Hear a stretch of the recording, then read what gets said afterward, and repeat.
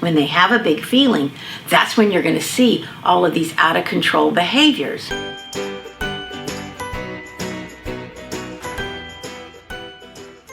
Hi everyone, welcome back to the Parent Corner channel. I'm Teresa Brown, a licensed therapist here in Houston. We work with children and families here at the Attachment and Trauma Center. I'm the founder and director of the center, and we have lots of parents come to us with a great deal of questions about how to raise their child. One of the big ones we hear a lot: should I spank my child? The short answer is no, but you're going to need to have some other strategies. So make sure you watch our video all the way to the end, because the very best strategy is the last one I'm going to give. The American Academy of Pediatricians has come out with the decision that parents should not spank their children.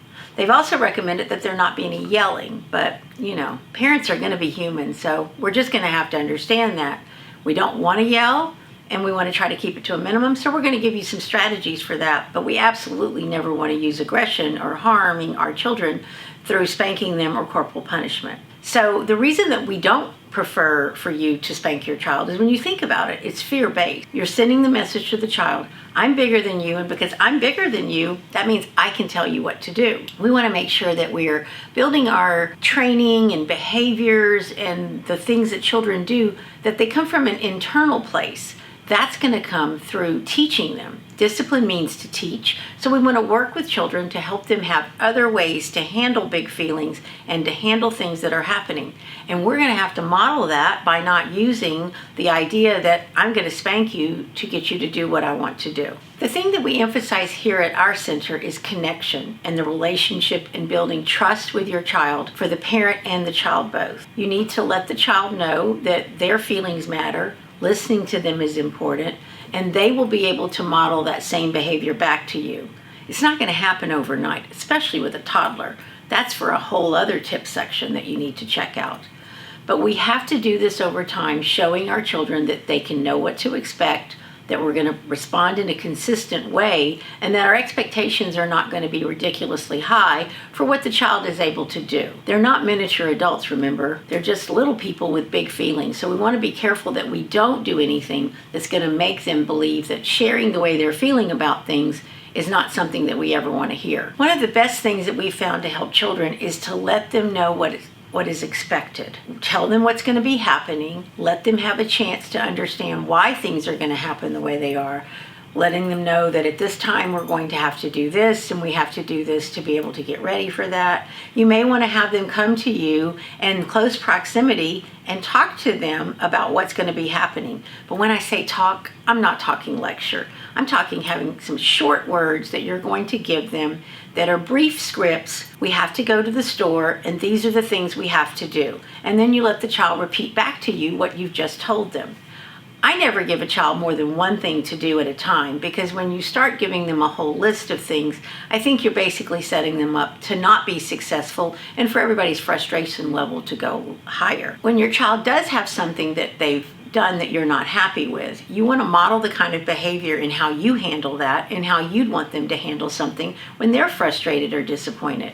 If you're going to go to them and you're going to hit them, or you're going to have an aggressive response, how do you think they're going to respond with siblings and peers when they don't get what they want? They're going to do that, but they're going to do it in an even more aggressive way, because that's what's been shown to them. So we want to help model how you handle things when there's a disagreement, when there's a disappointment, and when there's frustration.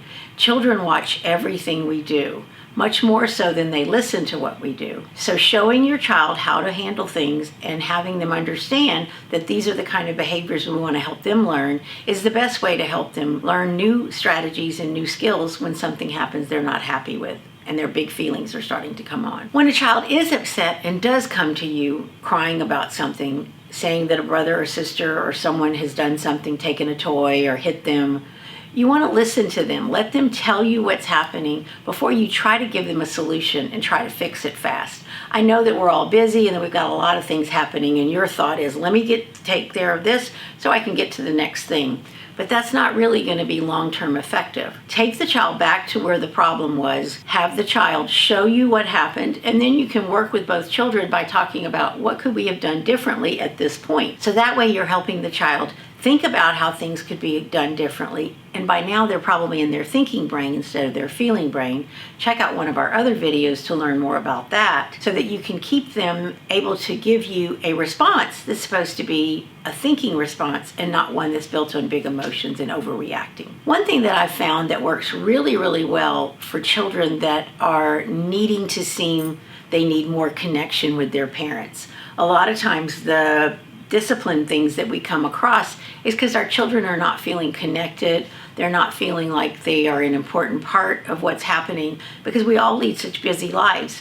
Scheduling something that we call special time, where the child is the one who's in charge of the special time, has been a very helpful thing for many parents. They found that their children, knowing that they're going to have this special time on the schedule, are not nearly as needy for having more time with their parent or as quick to get into disagreements and arguments with siblings or peers. The special time needs to be following a special prescribed protocol. You have the child tell you what's going to happen. You're not in charge. You don't tell them what to do. They direct you in the play. And it can be for anywhere from 15 to 30 minutes. But you want to put it on a schedule so the children know that it's coming and they look forward to it.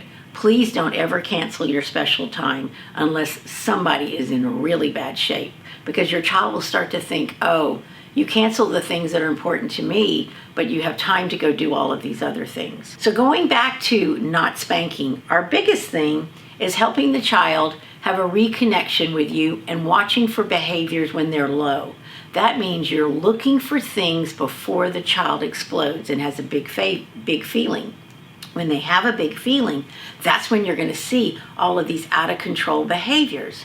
So the biggest strategy and the biggest tip is know your child, pay attention to what's happening so you can help them before the behavior escalates and then you lose your cool and everybody's in the trauma tornado.